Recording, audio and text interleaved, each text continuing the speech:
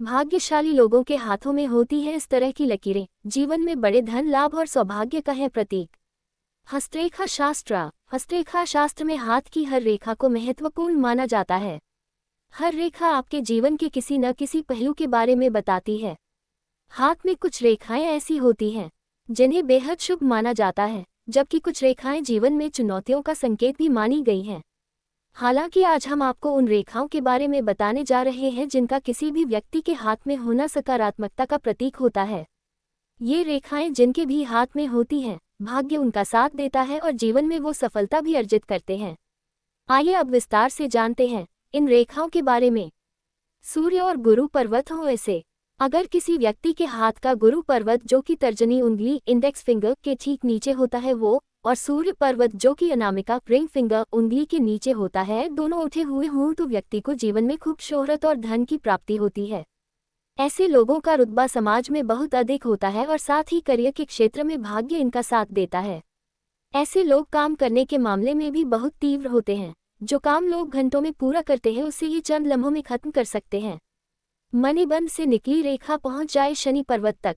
अगर किसी व्यक्ति के हाथ में मणिबंध से निकलकर कोई रेखा शनि पर्वत तक पहुंच जाती है तो ये बहुत शुभ संकेत होता है। हालांकि ये देखना भी जरूरी होता है कि रेखा बीच में कटी हुई न हो। ऐसी रेखा हजारों में एक व्यक्ति की होती है, लेकिन जिसके भी हाथ में ये रेखा होती है वो जीवन में ख्याति प्राप्त करता है। ऐसे लोग भाग्यशाली तो होते ही हैं, साथ में खूब मेहनत भी करते हैं। इनका दिमाग स्पष्ट होता है, इसलिए हर कार्य को ये बहुत सलीके से करते हैं।